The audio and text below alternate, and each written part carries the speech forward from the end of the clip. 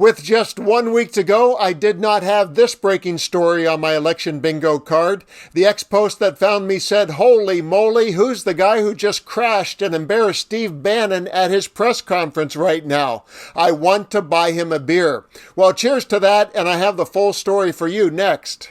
Before I reveal the video that proves political karma is real, let's set the stage. You may be saying to yourself, "Steve Bannon, I haven't heard that name in a while." Well, that's because the extremist and former Trump advisor was just released from prison after serving a 4-month sentence for defying a subpoena from a congressional committee.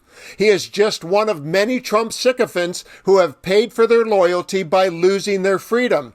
And today's event was him desperately trying to reestablish his political relevance with just a few days to go. This kind of phony campaign by Kamala Harris, the politics of joy, right? And she had nothing to back it up whatsoever. And now we come to today, and I'm finally out of being a political prisoner by the Merrick Garland, Kamala Harris, Nancy Pelosi regime.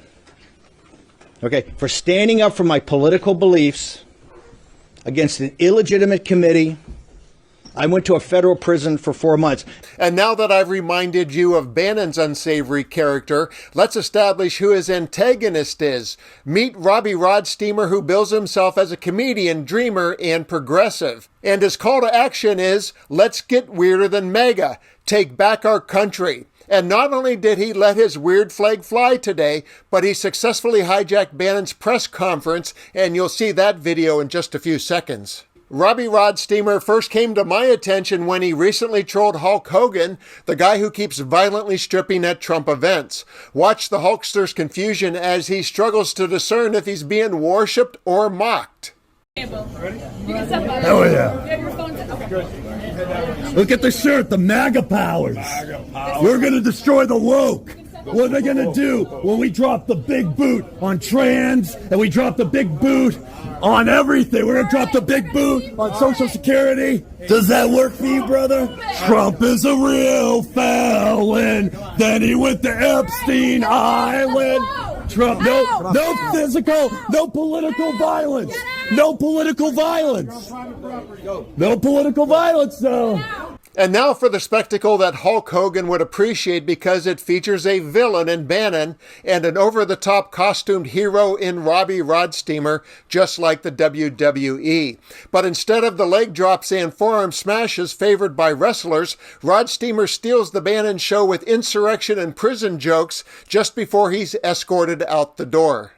I want the will of the American people at the ballot box to be effectuated. That's what I wanted. Steve, Robbie Rodsteamer here. I'm wondering, when's the next insurrection, and can we storm the Burger King after this? Like, can we do that? I mean, doesn't he look great now? We were in Danbury the first month together. He looks great. You don't remember me? We were lifting weights and stuff in the weight room. When's the next insurrection? How are we going to do this and stuff, man? You know what? If I'm leaving, I'm having a good time. He looks like Yoda with AIDS right now. Robbie Rodsteamer, no political violence, people. This place smells like mothballs. Wow, over here, where's the elevator? I'm not even going to get, like, hors d'oeuvres or something.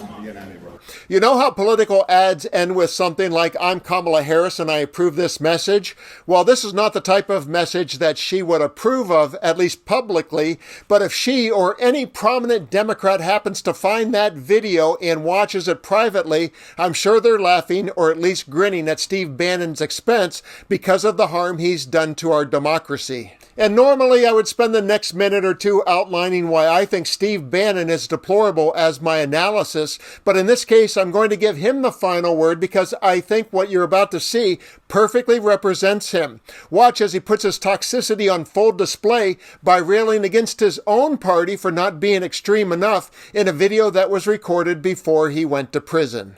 You have to have the political will and the muscle to sit there and say, they can call me a racist, they can call me a nativist, they can call me a xenophobe, a sexist, a homophobe, all of it. When they get to that name calling, that means they've lost the argument and we're winning. You've got to draw that pus, you've got to lance the boil and draw that pus out of the system. And the conservatives aren't prepared to do that. They'll curl up in the fetal position because they're not going to be acceptable with the clubs. You have to get over, you have to understand we're unclubbable and we're unclubbable and we're fucking proud of it. Okay? What did you do to stop it? Here's what he did to stop it. Nothing. You know why they did nothing? Because it's too fucking hard to do it. They're gutless. The reason this country in the West is in the shape it's in is because the conservatives who talked a good game about doing better didn't have the balls to sit there and fight and say, no,